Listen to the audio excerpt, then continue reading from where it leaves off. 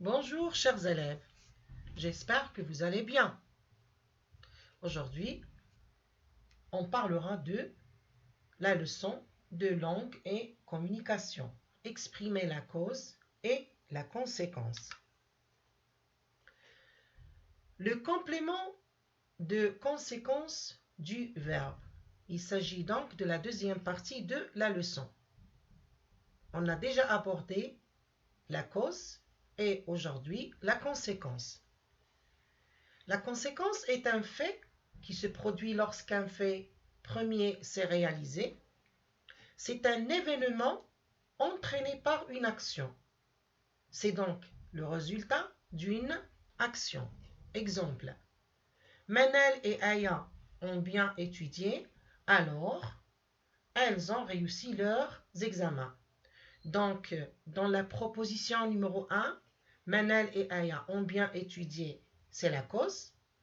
Et dans la proposition 2, Manel et Aya ont bien réussi leurs examens. C'est donc la conséquence. Et je vous rappelle que la conséquence et la cause sont deux concepts étroitement liés. On ne peut pas parler d'une conséquence sans en mentionner la cause. Et inversement. Et on a des exemples pour changer le moyen langagier qui nous permet de faire la conséquence. Alors, on aura alors, la phrase avec alors, donc, par conséquent, c'est pourquoi, en conséquence, ainsi. Je vous invite à lire les énoncés.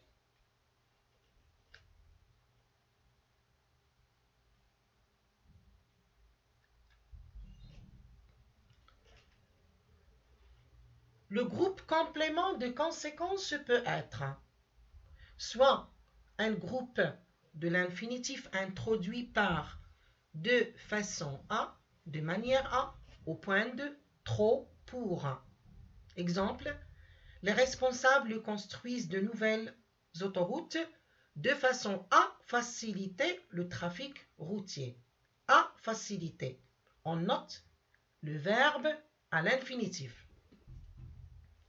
Dans une phrase composée, une proposition indépendante coordonnée à une autre par alors, donc, par conséquent. Ce roman est très important. Je vais donc le lire. Une proposition subordonnée conjonctive qui commence par les locutions conjonctives. Si que, tellement que, de sorte que, de manière que. Daniel est tellement malade qu'il n'arrive pas à se lever du lit. Il a tellement bien travaillé que son projet a remporté le premier prix.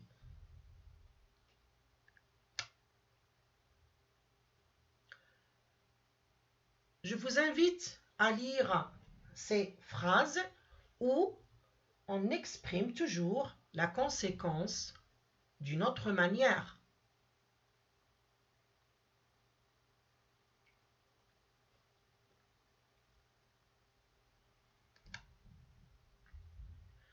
Outil subordonnant et mode utilisé dans les subordonnées consécutives.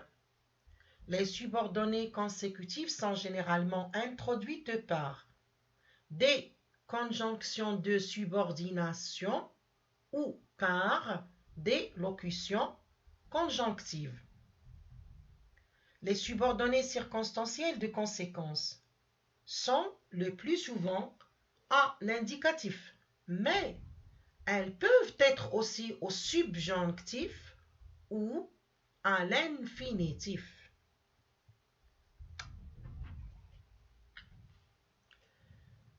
Quelques exemples pour bien comprendre. Conjonction ou locution conjonctive. Alors, de telle sorte que, de telle manière que, au point que, si bien que. Mode à utiliser dans la subordonnée consécutive, mode indicatif. Exemple, l'exercice en mathématiques était difficile, si bien qu'aucun élève n'a pu le terminer. Une conséquence justifiée par l'emploi d'un mode indicatif. Que annoncé dans la principale par un adverbe d'intensité. Si, tant, tellement. Rémi est tellement fatigué qu'il ne peut plus marcher avec monsieur Vitalis. Trop pour que, assez pour que. Ici, on note l'emploi de sujets différents. Donc, on a le mode subjonctif. Vitalis est trop vieux pour qu'on lui demande de faire ce trajet à pied.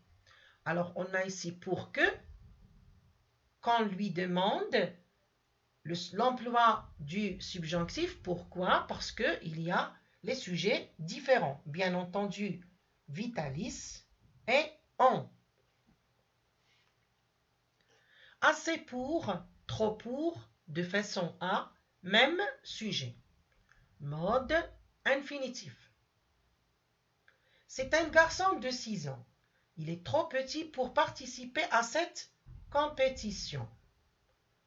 Alors, on a ici identité de sujet, ce qui veut dire même sujet. C'est un garçon, il est trop petit pour participer. Participer, le verbe à l'infinitif.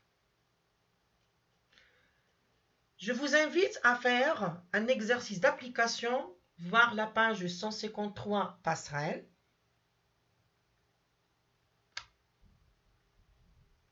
Deuxième exercice d'application, relier ces phrases avec une conjonction de subordination où la subordonnée exprime la conséquence.